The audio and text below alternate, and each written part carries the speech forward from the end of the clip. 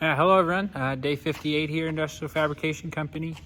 It was a really great day today. There's not much more to say outside of that. We our accounts receivable, those are coming in, and we were able to get started on the remaining bit of those fence panels, and really good progress there.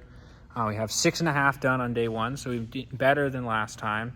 We had more personnel helping, but we're also in a much better spot because we'll be ready to get 20 done by the end of tomorrow, probably without too much difficulty. And our flow was really good. So we had identified that our bottleneck was at the welding. That is the longest part, and our only way to speed that up right now, because it's more of a skilled job, we needed Overman to be able to finish fitting up everything, and then he could step into helping weld. We'll get to going between fitting up and welding, but there is some setup there, so we need to improve that before we could really do that better.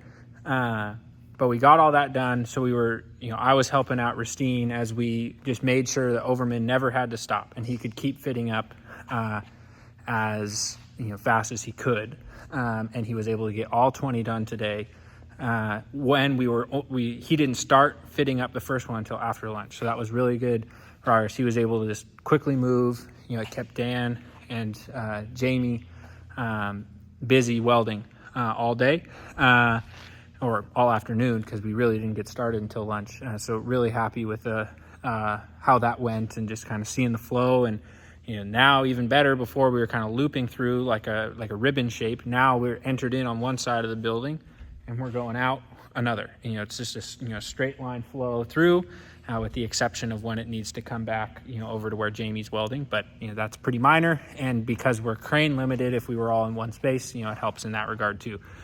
So I'm really happy with how that's been improving, and excited to kind of look at the numbers as we go on. How much better were we getting batch over batch on those.